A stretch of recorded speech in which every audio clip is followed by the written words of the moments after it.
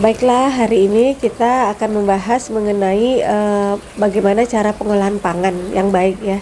Jadi mungkin kita sering mendengarkan bahwa sebenarnya mengolah pangan sendiri itu jauh lebih baik dibandingkan dengan kita membeli dari luar. Tetapi kita harus hati-hati. Karena dalam pengolahan kita harus ada ilmunya. Nah, kadang-kadang dalam mengolah sendiri itu bisa menjadi juga lebih berbahaya juga sebenarnya kalau kita tidak tahu ilmunya. Jadi sebut saja saya punya teman ya. Jadi saya punya teman ketika dia masak, saya terkaget-kaget. Kenapa? Karena pada saat dia memasak itu dia menggunakan 3 jenis MSG yang berbeda. Nah, jadi dari sini saja kita bisa lihat ya, meskipun itu dimasak di rumah, tetapi ketika seseorang itu tidak mengetahui ilmunya, mereka akan salah dalam melakukan pengolahan. Dalam hal ini memasak. Jadi dalam hal penggunaan bahan tambahan ya, salah satunya adalah menggunakan MSG itu. Jadi ketika dia memasak satu jenis masakan, dia menggunakan 3 jenis MSG yang berbeda. Nah, jadi ini terjadi karena ketidaktahuan ya, ketidakpahaman dalam menggunakan bahan-bahan tambahan ini. Nah, tentu saja ketika dia menggunakan 3 jenis MSG yang berbeda, tentu saja penggunaannya nanti berlebihan dan tentu berefek tidak baik untuk kesehatan. Nah, itu dari bahan pangan yang kita gunakan ya, bahan-bahan atau ingredient yang ditambahkan di dalam masakan.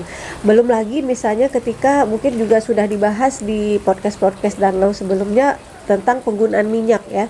Jadi masih ada saja mungkin ibu-ibu rumah tangga yang masih menggunakan minyak goreng itu berulang kali ya, dengan alasan bahwa kalau dibuang itu mubazir. Jadi penggunaan minyak yang berulang kali ini kan bisa menjadi sangat berbahaya karena dia bisa memicu kanker ya. Jadi ini harus diketahui oleh ibu-ibu ya, atau siapapun yang melakukan mengolah masakan sendiri di rumah. Jadi kita harus ada ilmunya. Kemudian ada juga misalnya dari misalnya adalah pewarna yang digunakan. Nah, pewarna yang digunakan itu ada yang sifatnya untuk tekstil, ada yang memang untuk pangan ya. Jadi yang itu harus kita perhatikan. Jadi yang harus kita perhatikan itu adalah apakah pigmen warna yang kita gunakan ini dia adalah pigmen warna yang food grade atau tidak. Jadi jangan sembarangan menggunakan pigmen warna. Jadi meskipun kita olah sendiri, ketika kita salah menggunakan pewarna yang digunakan itu malah menjadi pemicu kanker, jadi berbahaya.